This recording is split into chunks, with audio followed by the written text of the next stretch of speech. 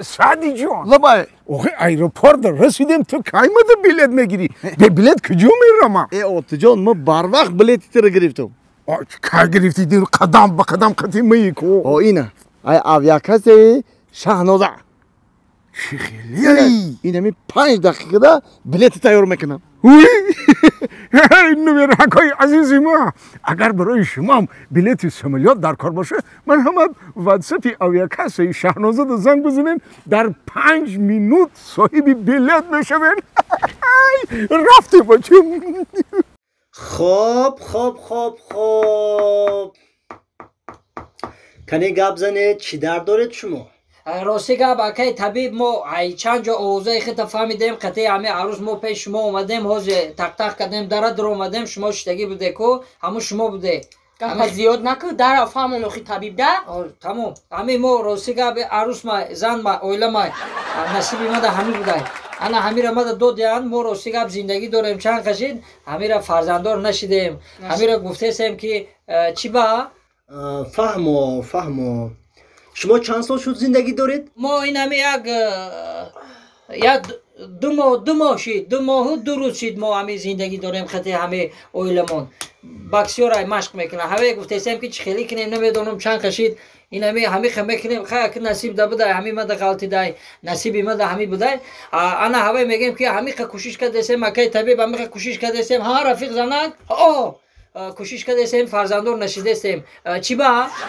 انا همه را گفتم که پیش شما بیان شما ما را بفهمونه که برای چی نشیده استیم همه را میگم شما میفهمیده باشه چی ده فرزندار نمیشیم چی با چون که شما نو 2 ماه شد زندگی دارید آدمیزاد باید 9 ماه و 9 روز و 9 ساعت باید تقریبا باید منتظر شود سپس صاحب فرزند شود در 2 ماه اینها صاحب فرزند شدنی هستند 9 ماه و 9 روز این همی یک همسایه داریم بعد توی ما توی کد این همی هفته شد فرزندار شده چی با همین ما گفتیم که شما را پرسیم که شما میفهمیده باشه ما هم فرزندار میشیم نمیشیم همین را گفتیم از شما پرسیم پیش شما اومدیم نقص کردیم اومدیم چی با در 1 هفته فرزندار شدم 1 هفته ده این اوضاع من فهمیدگی بودم یکی این سفسطه کی گفت در 1 هفته فرزندار میشده است برای فرزندار شدن باید شما معالجه طبی رو باید بگذارید معالجه طبی رو شما باید حتما بگذارید وقتی من با شما یک معالجه طبی می نویسم حتما بعد از 4 ماه شما مرا خبر میگیرید فهمو؟ بعد 4 ماه برای چی بعد دینیم 3 ماه نه بعد 4 ماه گفته چی با؟ ای برادر اگر 4 ماه 5 ماه 6 ماه کی امی مردک چطور قدیلم پر نیست شما کار دیگه تون پر شود چی باید دلی پر نیست چی با برای این مهر دادن برای که فرزند به دنیا آید مهری زن هم به این لازم است که شوهر رو به خود دقتش رو جلب کند ای اکا امی دا مهری زیاد میشوه این مهری که شما دارید از کجا این تمام مهری که من باید دارم سگ با استخوان نداره برادر گنده مهر دارم من گفتم بعد از 4 ماه خبر میگیرید من معالجه طبی بعد از 4 ماه شما مرا خبر گیرید رحمت اکای طبیب رحمت مومی نداره شما اکای طبیب بعد چند بعد 4 ماه گفته شما بعد 4 ماه با شما رو خبر میدیم بعد 4 ماه حتما نکی یکی اگر بعد 3 ماه هم اومدیم خیلی قبول کنیم مالش اگر قبول هم نکرده چی با نکه میایم حتما مالش حتما ای هوزی اوزور ما مونت این نرزی در نکنید نه اکای برای شما میگه کمی ما و کرمی شما رحمت اکای طبیب خیلی مخمو را اپلی میکنیم مالش اکای جون رحمت می ندار رفیق زنک مرا بیا پیش ره بعد از 4 ماه بعد از 4 ماه گفتم حتما بعد از 4 ماه خبر گیر مالش خوب رحمت بیا شرفای مک مالش سلامت باشید خوش اومدید دلان زاری مرا السلام علیکم اکای طبیب جون و علیکم برسلام سلامتیتون سوزه رحمت شما بود باشه رحمت خوش از چی شکایت میکنید اکای طبیب جون خوش باور کنه همین روزا راه میگردم به نهایت مونده میشم همین میخوام یه جا دم گیرم همین نفس کشیم تنگ میشه همین کوچه ببرم راه رو میبرم ای خودم ایزو میکشم شکمم دم فر بشیدم میخوام که خودم خراب کنم اکای طبیب جون همین با توصیه شما نیاز دارم اکای طبیب جون یگان توصیه خوب میدادن که ما خراب بشم طبیب جون یعنی شما از فربگی شکایت دارید؟ ها اکای طبیب جون از فربگی شکایت دارم این آسان این آنقدر هم دشواری ندارد وقتی من با شما یک داروخط می‌نویسم وقتی شما از روی همین داروخط من عمل میکنید حتما تمام روغن های عضوهای بدن شما آب شده میرود شما خودتون رو بردم و سالم به خودتون میکنید الان که گوش کنید توصیه ما رو گوش کنید سحر 2 دانه پیچین 1 کاسه جرغات عبید باشد 2 دانه پیچین 1 کاسه جرغات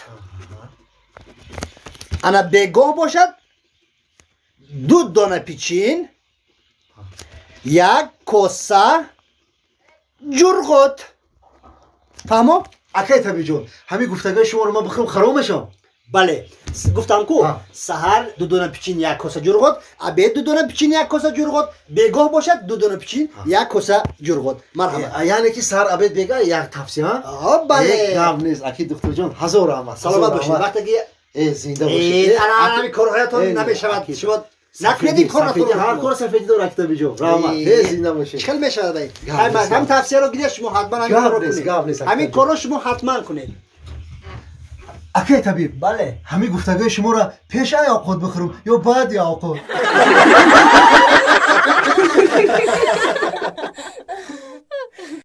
گپ زن آخی چی بد خیالش کی اوخی طرفی ما خیلی گام نزن خیال نکی من ایتم ترسم از ما برام نگاه که چیکار میکنه فهمیدی داد نزن طرفی ما داد نزن من ایتم ترسم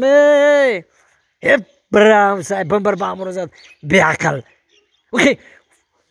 ای بو خیلی میگه خیلی مهربانی هم نکن طرفی ما خیلی دو دام نزن طرفی ما که ما ایت تماما نمیترسم تو میدونی میره مردک فرومده